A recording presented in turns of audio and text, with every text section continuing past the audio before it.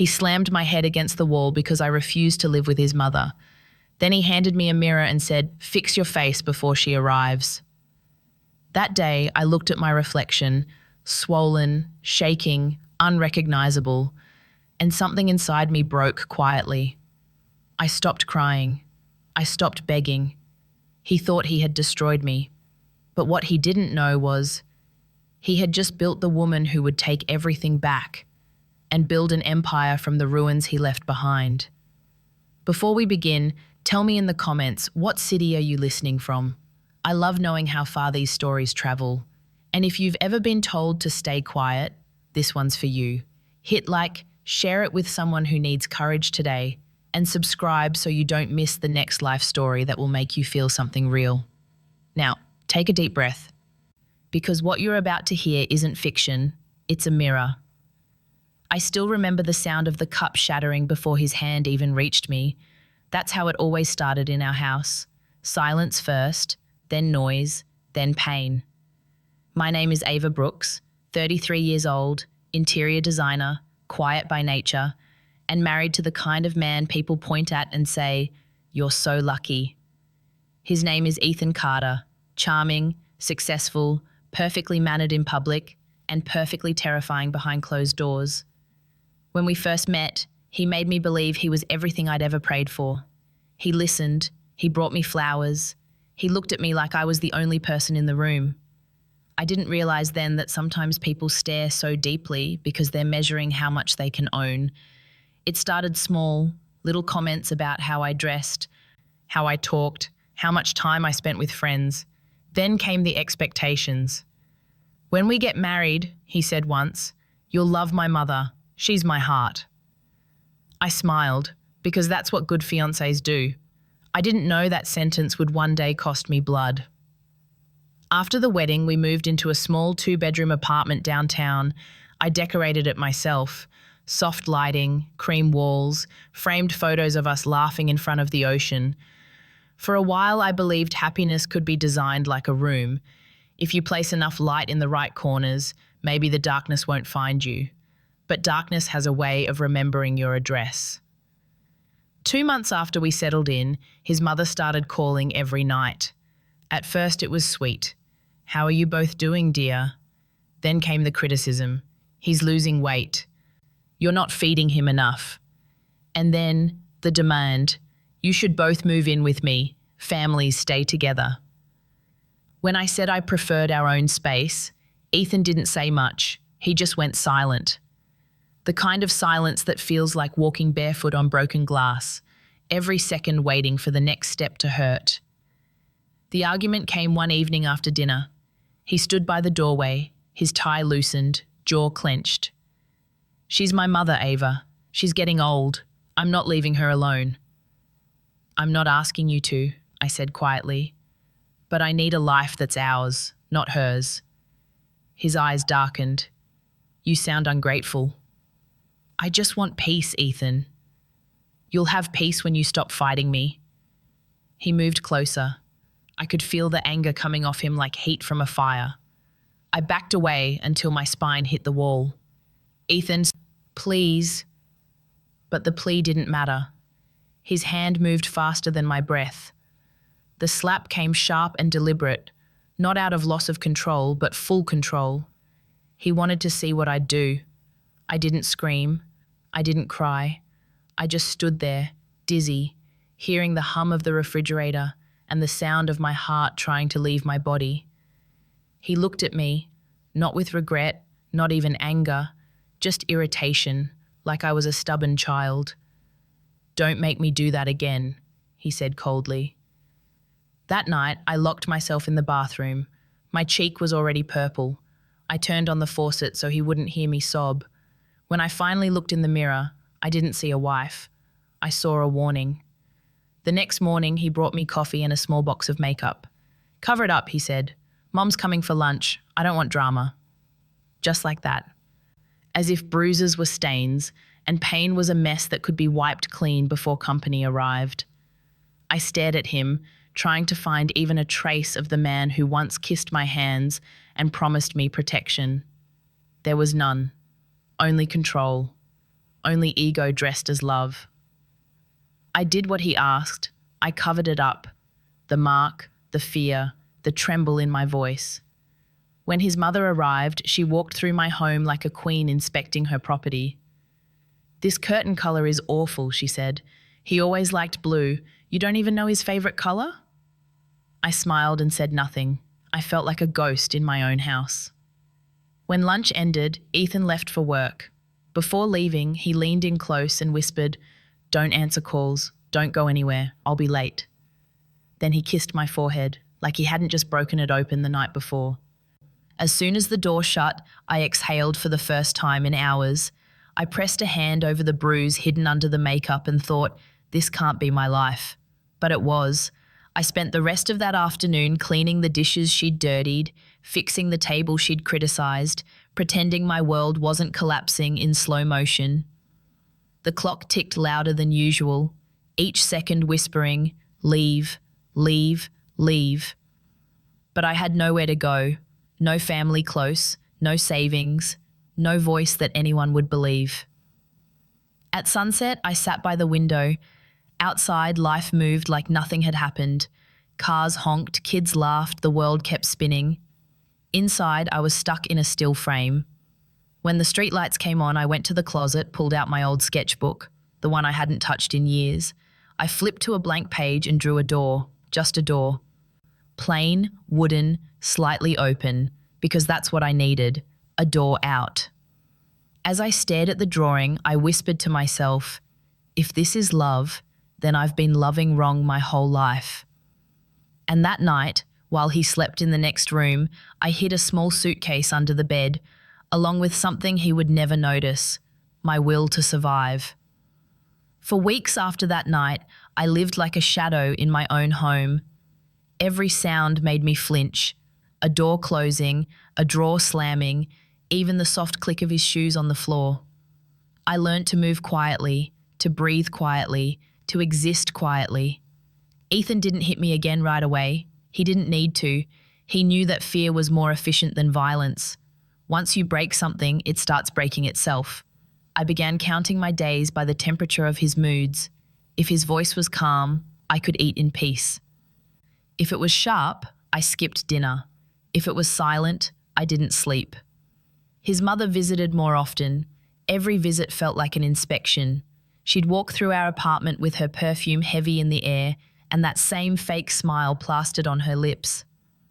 "Oh, you look tired, dear. Are you sure you're taking care of my son properly?" I wanted to scream, "Your son is breaking me." But I smiled instead. "Of course, Mrs. Carter, he's my priority." Sometimes she'd stay the night, sleeping in the guest room. Ethan would insist on it. "She's lonely," he'd say, but I knew it wasn't about loneliness, it was about control. She wanted to be in this house, to watch me, to make sure I knew my place, and he let her. One evening, she walked into the kitchen while I was cooking. Without a word, she grabbed the spoon from my hand, tasted the soup, and said, "You put too much salt. That's why he doesn't eat your food." Then she poured it down the sink.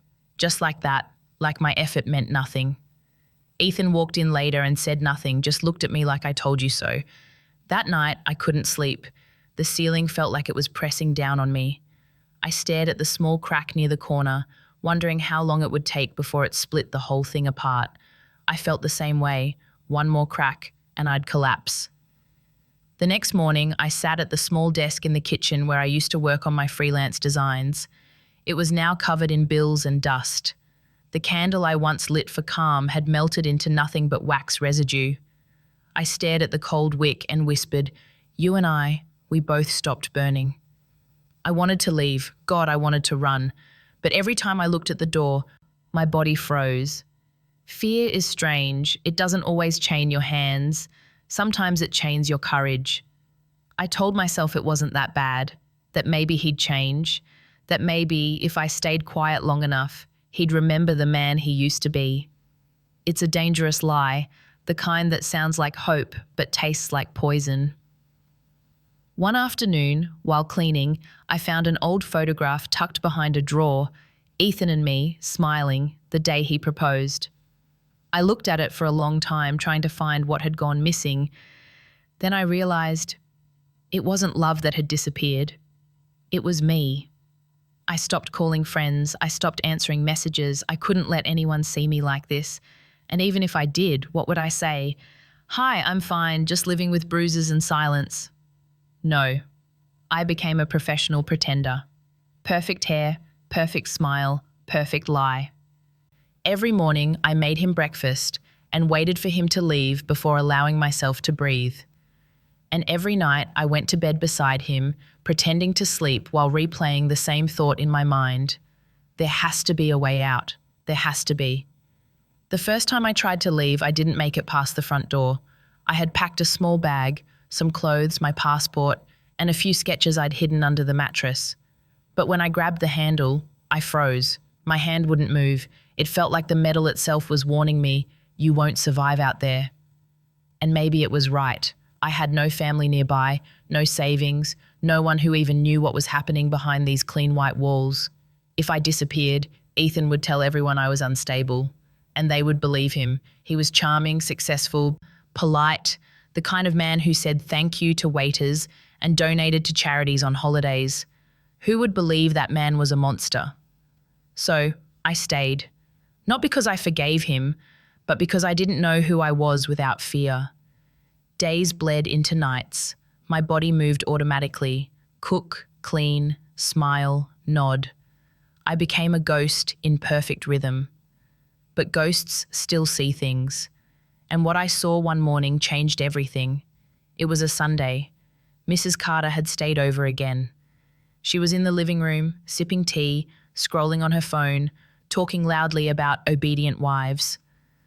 I was in the hallway, dusting, pretending not to hear. Then I noticed Ethan's briefcase was half open on the chair. Inside, tucked between papers, was a photo, me sitting at my kitchen desk, taken from outside the window. I froze. The angle, the lighting. Someone had been watching me. He had been watching me. My stomach turned cold. I realized then he didn't just want control. He wanted ownership. That night when he came home, I asked carefully, Ethan, did you take this? He didn't even look up from his drink. Of course I did. You looked peaceful. I like seeing you that way. Without knowing? I asked softly. He smirked. I'm your husband, Ava. You don't have to know everything I do. The way he said it, calm, almost tender, made me want to scream. But I didn't. I just nodded and went to the bathroom, locked the door, and stared at my reflection again. This time I didn't see fear. I saw rage, quiet, careful, and patient. Something cracked inside me that night, but not like before. This time it wasn't breaking, it was awakening. I pulled the old sketchbook from the cabinet and sat on the cold tile floor. I started drawing again, lines, shapes, angles, spaces, anything to remind myself that I could still create, not just endure. Every page became a whisper of who I used to be.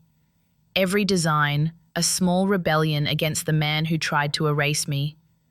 The drawings turned into full blueprints, modern, minimalist, strong. They were nothing like the soft designs he once admired. They were mine, sharp, defiant, unbreakable. When I was done, I looked at them and felt something I hadn't felt in years. Not happiness, not freedom, but control.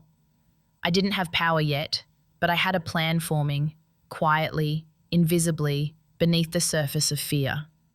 And that night, as Ethan slept beside me, his breathing heavy and careless, I whispered into the dark, "You will never touch me again. Not like this. Not ever." The clock ticked past midnight. For the first time in months, I didn't cry myself to sleep. I stayed awake, thinking, counting, planning. It wasn't hope yet, but it was something stronger, the beginning of defiance. The morning after I whispered my promise to the dark, the world looked the same, but I didn't. The coffee still smelled bitter, the walls were still white, Ethan still kissed my forehead before leaving for work like nothing had changed. But something had. I was still afraid, yes, but now I was also awake. After he left, I went to the window and opened it wide. Cold air rushed in, brushing against my face like freedom trying to find a way back inside me. For the first time in months, I didn't hide from it. I let it sting. I wanted to feel alive again, even if it hurt. On the kitchen table, my sketchbook waited. I opened it carefully, afraid he'd somehow sense it, like he could smell rebellion. The pages were covered with rough pencil lines from the night before, angles, rooms, shadows. I hadn't realized it then, but I was designing more than spaces. I was designing a way out. That afternoon, I searched my old email, one I hadn't opened in years, the one under my maiden name, Ava Brooks. There, buried under spam and forgotten messages, I found an old thread from Sophia Miller, my college roommate, my first creative partner, and the only person who ever told me, "You don't need permission to shine." She was now creative director of a major architecture firm in New York. I hesitated for hours before typing a single line. "Hi, Soph. It's been a long time. I miss design. I miss me." I hit send and immediately regretted it. I expected silence, maybe a polite reply days later. Instead, she responded in 5 minutes. "Ava, oh my God, I was just thinking about you last month. Where have you been hiding? Let's talk. No excuses." My hands shook as I typed back, "Tomorrow morning. Please, don't tell anyone." That night, Ethan came home late. He smelled like whiskey and cologne, his two favorite lies. He asked nothing about my day, and I told him nothing. We ate in silence, him scrolling through his phone, me counting my breaths. But inside, my heart was already somewhere else, waiting for morning. When I opened my laptop the next day, Sophia's face filled the screen. Same fiery red hair, same spark in her eyes. But when she saw me, her smile faded. "Ava," she whispered, "what happened to you?" I looked down before answering. "Life." I told her bits and pieces, never the full truth, just enough to explain why I'd disappeared. She didn't push, she just said softly, "If you ever need a door out, I'll open one. No questions asked." I smiled for the first time in what felt like years. "I just want to work again," I said. "Something small, maybe freelance. I still have my portfolio." Sophia's voice turned warm. "Send me your designs. I'll handle the rest. And Ava, don't let him take your talent too." Her words stayed with me long after the call ended. I spent the next 3 nights reworking my old projects, redesigning, refining, remembering. The click of my pencil became my therapy, each line a pulse of resistance. Sometimes my hands shook so hard I could barely hold the stylus, but I didn't stop. Creating made me feel human again, alive again. When I finally sent the files to Sophia, I signed them with a name Ethan had long erased, Ava Brooks. 3 days later, she wrote back, "Ava, the client loved it. You're still the best. I want you to work on a new contract, anonymously. I'll pay you directly. Trust me on this." I didn't know then how ironic that would be, that the new contract belonged to the Carter Group, Ethan's family company. Working in secret became my salvation. Every design was like building a life outside those walls. He thought I was just home, cleaning, cooking, existing. But in truth, I was creating structures, stories, strength. The first payment Sophia sent wasn't much, but it was mine. I withdrew it in cash, folded the bills, and hid them inside an old book on our shelf. The Great Gatsby. A tragic love story. Fitting, I thought. At night, Ethan would watch TV while I sat beside him sketching quietly. If he asked, I'd say I was doodling kitchen remodel ideas.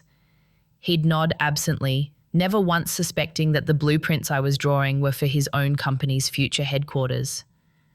One evening, while he was asleep, I checked my phone and saw a message from Sophia. "The board approved your design, Ava. They want to meet you, or at least your company rep. Do you want to make it official?" I stared at the screen for a long time before typing back, "Yes, I want to make it real." That night, I registered a small LLC under my maiden name, Brooks Design Studio. The woman he tried to erase was legally reborn. Weeks passed and my quiet rebellion grew roots. Ethan still yelled sometimes, still demanded control, but I no longer listened the same way. His words bounced off a new kind of armor, one made of purpose. The day his mother stopped by again, she made the same snide remark as always. "You look tired, Ava. You should take better care of yourself. A woman reflects her husband, you know." I smiled. "Yes, ma'am," I said calmly. "But sometimes a reflection stops mirroring and starts shining on its own." She frowned, not understanding what I meant. And for the first time, I didn't care. That night, as I sat at my desk working on a lighting layout for a boardroom design, I realized something profound. I was no longer afraid of being seen. I was afraid of being invisible again. The bruise on my face had faded months ago, but the scar inside me had learned to speak, not in cries but in blueprints, signatures, and silence. And somewhere in that silence, I found the faint sound of power, a whisper that said, "Ava, you're not done yet. You're just getting started." The first time I saw my company's name printed on a document, I cried. Not loudly, not with sobs, just quiet tears that slipped down and disappeared before anyone could see them. Brooks Design Studio. It wasn't just a name, it was proof that the woman Ethan had tried to erase was still alive and signing contracts. Sophia handled everything from New York. She was my voice, my front. The clients believed Brooks Design was a small but promising firm run by a discreet designer who valued privacy. And they loved the work. They loved my work. What I didn't know at first, what made everything almost poetic, was that one of those projects belonged to the Carter Group, Ethan's own family company. Their headquarters were being remodeled, and my design had been chosen anonymously through Sophia's firm. When she told me, I went completely still. My heartbeat sounded like thunder in my ears. My husband was about to pay me to redesign his empire, and he had no idea. I spent nights refining the project, steel, glass, light. It was a space that screamed transparency. Funny, I thought, for a company that had built its wealth on secrets. At home, I remained the perfect wife. Dinner on time, makeup flawless, smile rehearsed. He still barked orders sometimes, still made me feel small, but I had a secret he could never touch. While he slept, I ruled his world from behind another name. He started to notice something different about me. "You're quieter lately," he said one night, suspicious. "Good," I replied softly. "Peaceful wives make peaceful homes." He smiled, satisfied, not realizing I was lying through my teeth. Inside, I was no longer peaceful. I was calculating. When I needed to send emails or take calls, I told him I was freelancing to keep myself busy. He allowed it, as long as it didn't interfere with his mother's visits. That was his mistake, thinking a woman's busyness is harmless. Each payment Sophia sent, I split in two, half for living, half for leaving. I kept the money in a second account under a fake business license. No one, not even Sophia, knew where I planned to go when the time came.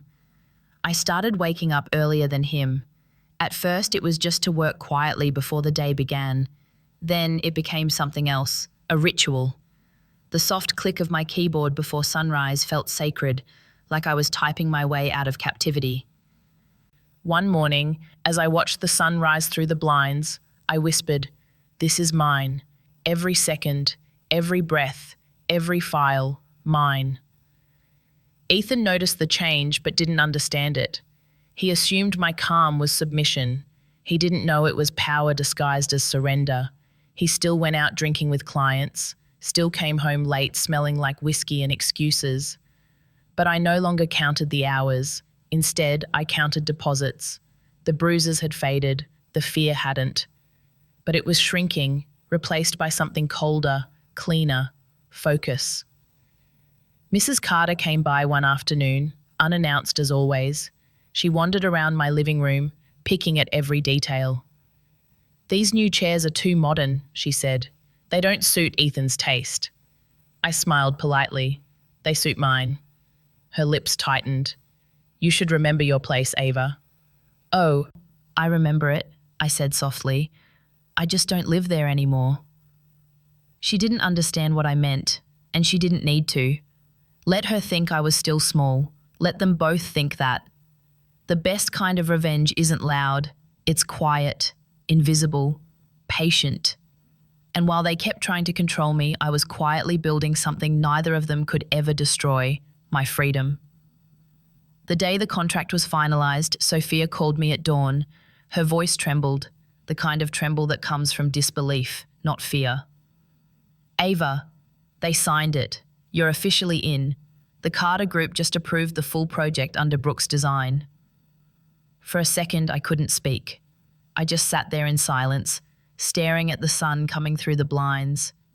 It was strange that something so bright could rise on a day that started in darkness years ago. Sophia laughed softly through the phone. Do you realize what this means? Yes, I whispered. It means they'll see my work before they ever see me. That week, my calendar filled up. Meetings, layout approvals, material sourcing. Everything had to go through Sophia, but every creative decision came from me.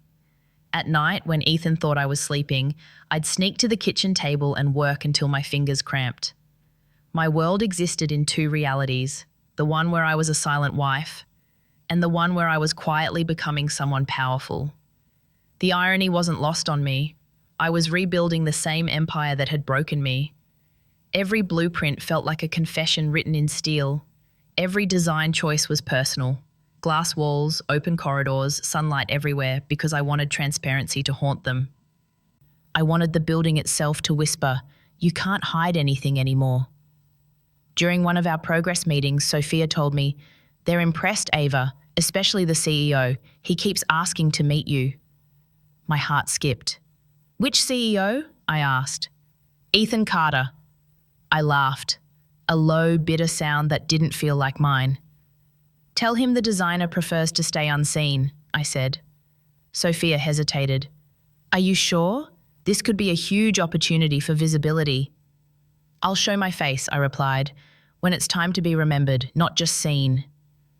That became my mantra, not just seen, but remembered. Ethan's behavior at home shifted again.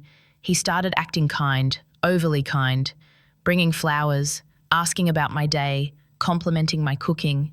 The kind of man who senses a storm coming and mistakes the silence before it for peace. I let him play his part. He didn't realize that while he was trying to win back control, I had already taken it. At dinner one night, he said casually, "My company's rebranding, big renovation project, some new designer our board hired, anonymous apparently, must be some kind of diva." He chuckled. I smiled, stirring my soup slowly. "Maybe she just likes her privacy." He looked at me, amused. "What woman in design doesn't want her name on a wall?" I met his eyes. "The one who already knows who she is." He laughed again, not understanding a thing. That was the beauty of it. He was still living in the illusion of control, while I was already rewriting the script of our lives behind the curtain. The following week, I received an invitation, a mandatory meeting at the Carter headquarters to review interior prototypes. Sophia texted me, "You don't have to come in person, I can handle it." But I typed back, "No, it's time." I stared at my reflection in the mirror before leaving the house. The woman looking back wasn't fragile anymore. She wasn't scared. She was composed, steady, almost dangerous. I tied my hair back, put on a navy suit, minimal makeup, power disguised as simplicity. Ethan had already left for work. He had no idea who he was about to meet in that boardroom. As I picked up my briefcase, I whispered to myself, "You thought I was gone. You were wrong." That day, for the first time in years, I didn't look over my shoulder when I closed the door. I walked out like I belonged to the world again, because I did. He just didn't know it yet. When the elevator doors opened to the executive floor of Carter Group, the air felt too clean, filtered, perfumed and cold. It smelled like everything Ethan stood for: control, presentation, perfection. My heels clicked against the marble floor as I walked down the corridor. Each sound echoed, a reminder that I wasn't sneaking anymore. I was arriving.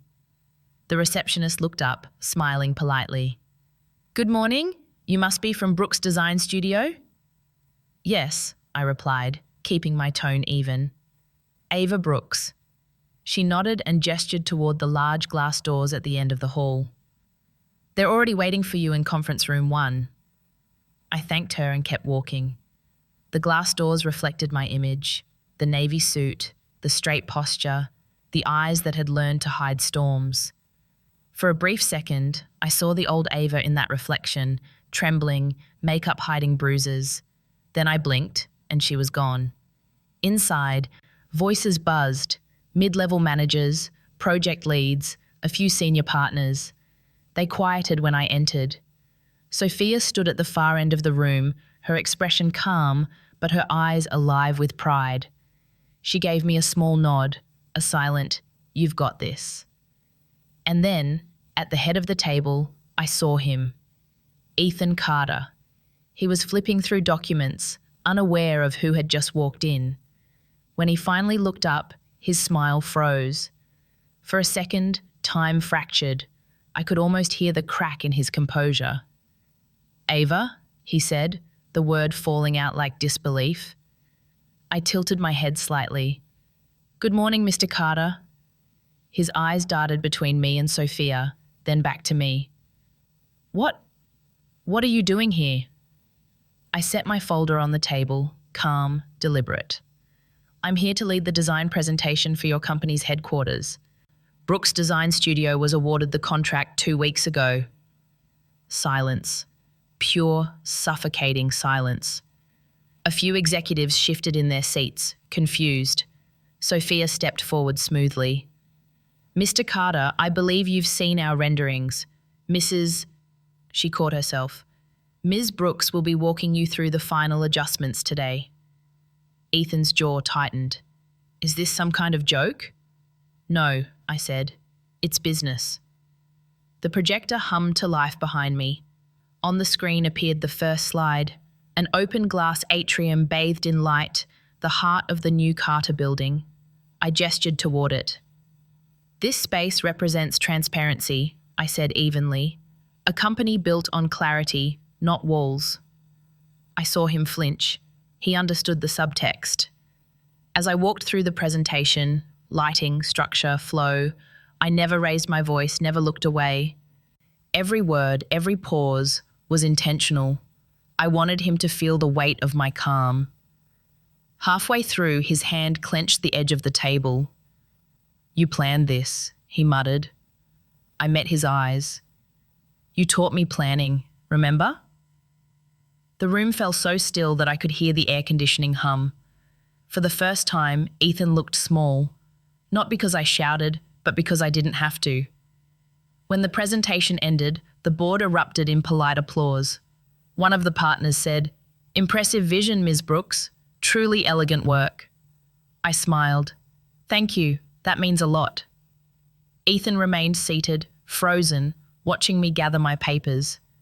I turned to him and said quietly, "Don't worry, Ethan. This isn't personal." Then I leaned closer, just enough for him to hear the truth behind the mask. "It's poetic." And with that, I walked out, heels sharp against the marble, leaving behind the man who once silenced me, now drowning in his own.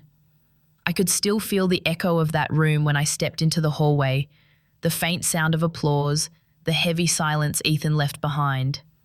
For years, I had walked out of rooms feeling small. This time, I felt tall. Sophia caught up with me near the elevator. Her smile was tight but proud. "You were brilliant," she whispered. "Was I?" I asked quietly. "Because I wasn't trying to be." She nodded. That's what made it terrifying. When the doors opened, I turned back for a moment. Through the glass wall of the conference room, I saw Ethan still sitting there, unmoving, staring at the screen where my name had just been displayed in bold white letters. Ava Brooks, lead designer. The man who once told me I was nothing was now employed by my creation. It should have felt like victory. Instead, it felt like gravity. heavy, real, irreversible. That evening, I came home before him. The house felt unfamiliar, like it already belonged to someone else. I walked past the kitchen, the living room, the hallway where he once hit me, and stopped in front of the mirror. There were no bruises this time, but my reflection still trembled, not with fear, but with disbelief. When the door finally opened, his voice broke the stillness. "So it's true," he said. I turned. He was standing there in his suit, his tie loose, eyes burning. "You set me up." "No," I said evenly. "You set yourself up. I just happened to be standing in the right place when it fell." He threw his briefcase onto the couch. "You humiliated me in front of everyone." "Did I?" I stepped closer. "Because I remember you teaching me what humiliation feels like." His face twisted, confusion, rage, shame, all fighting for space. For a second, I thought he might hit me again. But he didn't. He just laughed, bitter and broken. "You think this makes you powerful?" "No," I said softly.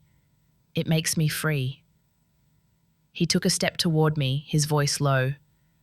"You have no idea what you've started." "I think I do," I replied. "And the best part? It's already too late to stop it." He leaned in, inches from my face. "Do you know what happens to women who betray men like me?" "Yes," I said calmly. "They build empires." That stopped him. His jaw tensed. He looked at me the way a man looks at something he can't control, with both fascination and fear.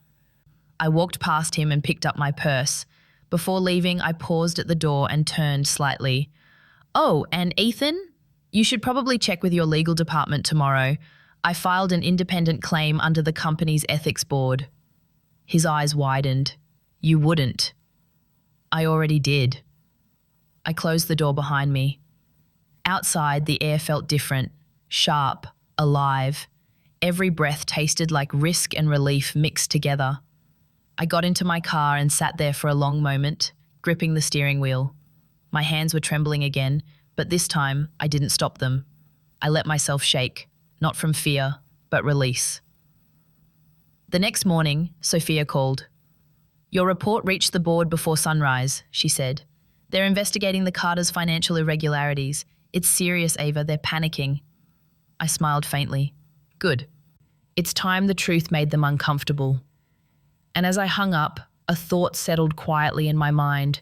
For the first time in my life, I wasn't surviving him. He was surviving me. The morning after the report went public, the world inside Carter Group began to crumble. Not loudly, but quietly, like a building collapsing behind mirrored glass. I watched it unfold from a distance. Sophia sent me screenshots, headlines, board memos, internal leaks. Words like embezzlement, conflict of interest, fraudulent donations started circling the company name. The perfect empire Ethan and his mother had built was starting to rot under daylight. I should have felt satisfied. But satisfaction isn't what I felt. It was something colder, clarity. 3 days later, Sophia called again. Her tone was careful. "Ava, I think you should see this." She sent me a file, confidential accounting ledgers pulled from the Carter Foundation's charity division. The file was labeled Amara Carter, Special Allocations. I opened it, and for a long time, I didn't breathe. There it was, a list of transfers, hundreds of thousands of dollars moved into ghost accounts under women's names. One of them was mine, Ava Carter. Except, I had never touched that money, never even known it existed. I scrolled further. Next to my name, in fine print, Property Acquisition, Brookhill Trust, 2017. That was the same year Ethan and I got married. The same year his mother told me, "You don't need to worry about the paperwork, dear. I'll handle everything." My blood ran cold. They had used my name for laundering. They hadn't just controlled my body or my silence, they'd stolen my identity too. For a moment, I couldn't see straight. The room felt smaller, tighter. I pressed my palms against the desk, whispering, "You didn't just ruin my life. You used it." I called Sophia immediately. "Where did you get this file?" "Anonymous source," she said. "It came through a compliance officer. Apparently someone inside the Carter Foundation is leaking information." "Then it's not just a rumor." "No," she said quietly. "It's a storm." That night, I couldn't sleep. I sat in the dark, surrounded by paper, receipts, contracts, bank statements, each one a breadcrumb leading to a truth I wasn't sure I wanted to find. By 3 a.m., I found what I was looking for, a signature. Amara J. Carter, right below mine. Except my signature wasn't mine at all. It was forged. My chest tightened. All those times she called me sweet girl, my daughter, while she rewrote my life on paper. I realized the mother-in-law who preached morality in public had been laundering charity money through her own family, and I was her cover. I picked up my phone and opened the voice memo app. For the first time, I started recording, my voice calm, steady, almost detached. "This is Ava Brooks," I said. "For years, I thought abuse was only what you could see, bruises, shouts, control. But there's another kind, the kind that smiles while it forges your name, the kind that calls itself love while signing you out of your own life." I stopped recording. Then I saved the file under one word: evidence. Outside, dawn was breaking, faint light spilling across the blinds, touching every corner of the room that had once been filled with fear. Now that same light revealed something else: proof. As I looked at it, I understood what was coming. This wasn't just about Ethan anymore. This was about her, Amara Carter, the woman who taught her son how to break things and call it discipline.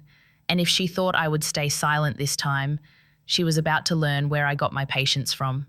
The next morning, I drove to the Carter Foundation. The building stood tall and immaculate, glass walls, gold signage, the kind of place built to look innocent. But now I knew better. Transparency was just another disguise. At the front desk, I introduced myself as Ava Brooks from Brooks Design, here to discuss renovation plans for the Foundation's headquarters. The receptionist smiled and handed me a visitor's badge. No one questioned me. After all, my name was on their own records, the fake ones Amara had created. Inside, the halls gleamed. Photographs of Amara lined the walls, her shaking hands with politicians, smiling with children at charity events, standing in front of donation plaques engraved with her name. Every image screamed benevolence. Every smile was a mask. I made my way to the archives room. Sophia had arranged for a contact to meet me there, a compliance officer named Nadia, the anonymous source who'd leaked the documents. She was young, nervous, eyes darting toward the security cameras. "You have 5 minutes," she whispered. "That's all I can give you before the system flags the access." She handed me a folder, her hand trembling. Inside were hard copies, donation lists, forged signatures, and bank transfers linking Amara's personal account to multiple charitable funds. Some were under my name, others under names of former employees. "She used everyone," Nadia said quietly, "anyone who couldn't fight back." I nodded, my throat tight. "Why help me?" "Because I saw you once," she said. "You came here years ago, smiling, polite. I remember thinking, how does someone look that alive next to a man that dead inside? I guess now I know." I looked at her, a stranger risking her career for truth, and said softly, "Thank you. You're part of something bigger than both of us." She smiled faintly. "Then make it count." That night, I laid everything out on the floor of my apartment. Papers, receipts, photos. It looked like the aftermath of a storm. Except this time, I was the storm. Every piece of evidence pointed to Amara, her false charities, her manipulation of tax-exempt funds, her use of my identity to hide stolen money. And behind every signature was one motive: control. She didn't just want wealth, she wanted ownership over people, especially me.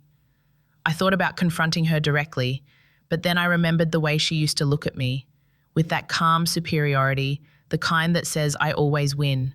So I changed my strategy. I wouldn't confront her. I'd expose her, on her own stage. A week later, I received an invitation in the mail. The Carter Annual Benefit Gala, honoring Mrs. Amara J. Carter for her decades of humanitarian service. My fingers tightened around the envelope. There it was, the perfect stage, handed to me by fate itself. That night, I called Sophia. "I'm going to the gala," I said. She hesitated. "Ava, are you sure? That's dangerous. You're walking into her world." "I know," I replied. "That's why she'll never see it coming." Over the next few days, I gathered every document, every recording, every trace of her fraud. Sophia helped me edit a short video, proof that would speak louder than any accusation. We saved it to a small flash drive.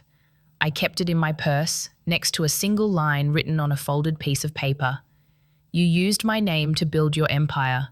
I used your lies to build mine."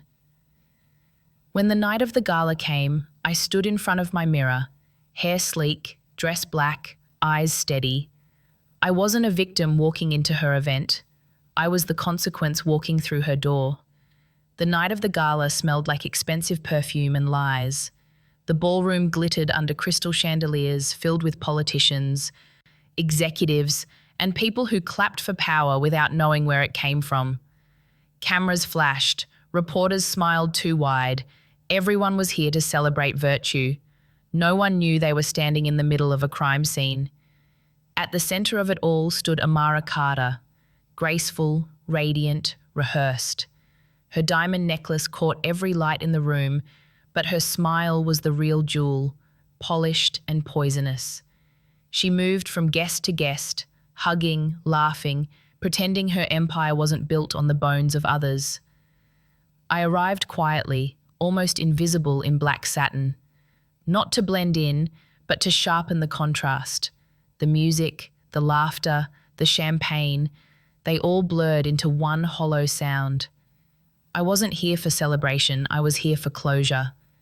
When Amara saw me, her eyes flickered. Surprise, then disdain. "Well," she said, her tone dripping honey and venom, "look who finally found the courage to leave the kitchen." I smiled. "Don't worry. I washed my hands before touching your reputation." She froze for a heartbeat before regaining her composure. "You shouldn't be here, Ava." "Oh, I should," I said softly. "You'll see why soon." Dinner ended. The lights dimmed. A host took the stage, his voice booming through the microphone.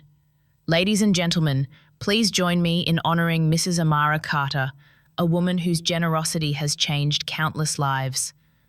Applause erupted. Cameras turned toward her. She stepped onto the stage, radiant under the spotlight, a saint in silk.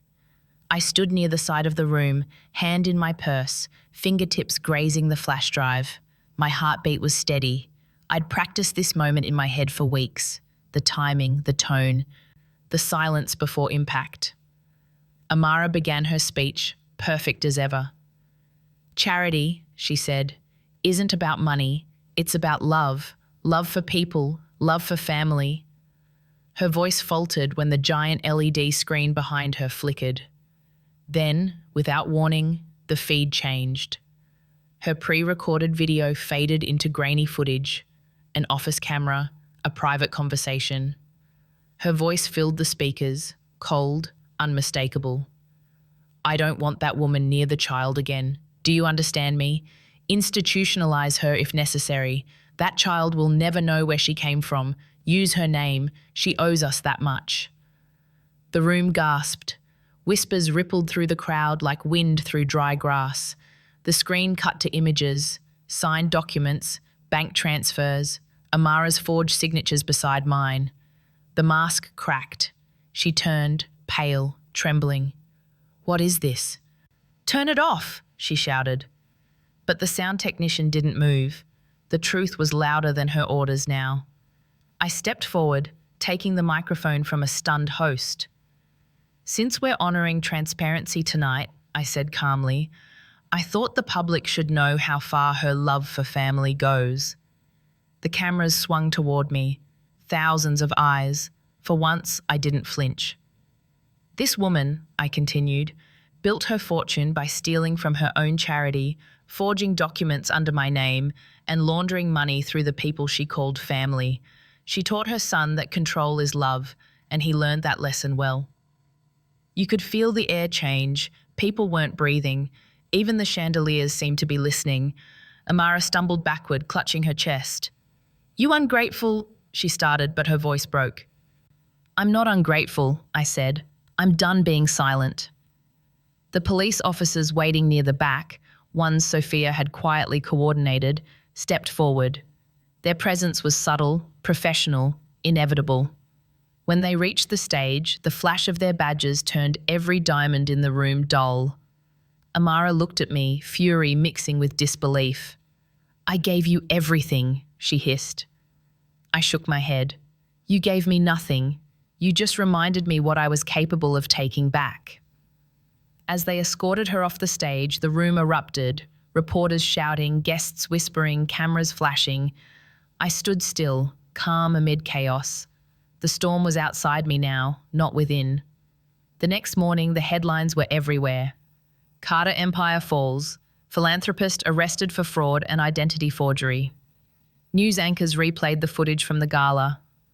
Clips of Amara's confession looped endlessly, her voice trembling, her mask breaking. Ethan didn't go to work. He didn't call me either. I imagine he was too busy drowning in the wreckage of the life they'd built on lies. I didn't feel joy, just peace, the quiet kind that follows a scream you've been holding in for years. When the official trial began weeks later, I was called to testify. The courtroom was cold, the lights unforgiving. Amara sat across from me, smaller than I'd ever seen her. The woman who once ruled every room now couldn't meet my eyes. When the prosecutor asked why I hadn't pressed charges earlier, I said because I thought surviving her was enough. But surviving isn't justice. The judge nodded slowly, the gavel hit the wood, and just like that, it was over. Amara Carter, convicted on multiple counts of fraud, identity theft, and coercion. Sentence, 12 years. Ethan never testified. He didn't have to. His silence was confession enough. When I walked out of that courthouse, cameras swarmed. "Ms. Brooks, do you have a statement?" I looked straight into the lens and said, "Justice doesn't always roar. Sometimes it whispers. You just have to be quiet enough to hear it." Then I turned and walked away. No more noise, no more pretending. As I reached the end of the steps, the afternoon sun hit my face. For years, I had lived under their shadow. Now, light finally belonged to me. And in that blinding, perfect silence, I whispered to myself, "You built a kingdom on my name, Amara. Now watch me build a future on yours." They say justice ends when the sentence is read. But that's not true. Justice doesn't end, it transforms, sometimes into peace, sometimes into a scar, and sometimes into a new beginning. 6 months after the trial, I moved out of the apartment that once held all my ghosts. I didn't sell it. I left it empty, a monument to everything I survived. The walls still whispered when I walked through, but the sound didn't hurt anymore. It was just memory echoing through hollow space. I found a small house near the coast, quiet, full of light, the kind of place where silence means safety, not punishment. The first night I slept there, I didn't dream of shouting or breaking glass. I dreamed of air, open, endless, forgiving. Sophia visited on weekends. We sat on the porch with coffee, talking about nothing and everything. She'd tease me, "You know you've become a legend online, right? The woman who exposed an empire." I'd laugh and shake my head. I didn't expose an empire, I'd say. I just stopped hiding. We built something new together, the Without Fear Foundation. It started small, a hotline, a few volunteers, then grew faster than we expected. Women from across the country wrote letters, sent messages, shared stories of pain and survival. Many of them signed their emails the same way. "You helped me remember who I am." Every time I read those words, I thought, "No, you helped me remember who I am." One afternoon, a young woman came into the foundation office. Her hands were shaking, her eyes wide, hollow, tired. She said she wanted to apply for a design scholarship we'd started for survivors. As I looked through her application, I noticed her drawings, raw, emotional, full of light breaking through darkness. They reminded me of mine. I asked softly, "When did you start drawing?" She smiled faintly. "The night I decided I didn't want to die." I swallowed hard. For a moment, it felt like looking at my own reflection years ago. I told her, "Then you've already passed the hardest test. The rest, that's just living." She cried quietly, and I let her. No speeches, no pity, just presence. Because sometimes healing isn't about answers, it's about someone staying in the room. Months passed, the world moved on, but traces of the past still followed me like faint shadows. Occasionally, reporters called, asking for interviews, documentaries, book deals. I said no to all of them. I wasn't interested in fame. I wanted quiet impact, not noise. Ethan's name popped up in the news once, an article about his mental breakdown, his bankruptcy, his voluntary treatment. I didn't feel anger. I didn't feel pity either, just distance, the kind that comes when something that once defined you no longer exists.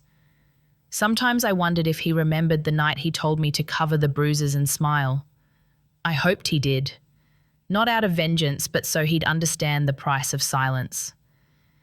A year later, I was invited to speak at a university seminar about women, power, and reclamation. At first, I wanted to refuse. I wasn't a speaker, I was a storyteller. But Sophia convinced me. She said, "Just tell them the truth, Ava, the unedited version." So I stood on that stage, facing hundreds of young faces full of potential. I told them, strength isn't born in loud rooms. It's born in quiet corners, where you decide you won't be small anymore. Forgiveness doesn't mean letting someone back in. It means locking the door and throwing away the key. And healing is the art of becoming your own safe place. When I finished, the room went silent. Then, slowly, applause rose, not loud, not wild, but steady, honest. That sound, soft and human, felt like the opposite of everything I'd endured. It felt like life. Afterward, a teenage boy came up to me. He didn't speak, he just handed me a small notebook. Inside was a drawing, a woman standing in front of a mirror, her reflection smiling back at her. At the bottom, in shaky handwriting, he'd written, "You taught me not to be quiet." I looked at him, tears burning in my eyes, and whispered, "Then it was all worth it." That night, I came home, kicked off my heels, and walked barefoot to the bathroom. The mirror was still there, different house, same reflection. I looked at myself for a long time. No makeup, no armor, just me. My hair had grown back, wilder than before. My skin carried faint traces of everything I'd lived, not scars, but stories. I touched my cheek where the bruise had once bloomed. It didn't hurt anymore. It just reminded me how far I'd come. I whispered, "You built a cage, Ethan. You gilded it, polished it, locked me inside. But I built a kingdom from the rust." Then I smiled, not out of pride, not out of triumph, but out of peace, the kind that doesn't need witnesses. Outside, waves crashed softly against the shore. The night breeze carried the faint scent of salt and rain, clean, alive, new. I turned off the lights and let the moonlight wash over the room. For the first time in years, I didn't need artificial light. Because I finally understood the glow I was chasing all along was never out there. It was me. What you just heard isn't fiction. It's not a fairy tale. It's what happens when silence breaks and truth finally speaks. There are thousands of women like Ava, walking through their days with perfect smiles and invisible bruises. Some are still trying to leave, some are learning how to start again, and some, like her, are proving that survival isn't the end of the story, it's the beginning of power. If this story touched you, take a moment, breathe, and remember, healing doesn't look the same for everyone. Sometimes it's a loud cry, sometimes it's just showing up for yourself one more day. Tell me in the comments, what city are you listening from tonight? I love knowing how far these stories travel and how they find their way to hearts that need them. If you believe stories like this deserve to be told, hit like, share this video with someone who needs a little courage, and subscribe because more real stories are coming. Stories that remind us no pain is wasted, no silence lasts forever, and sometimes the quietest voices change everything.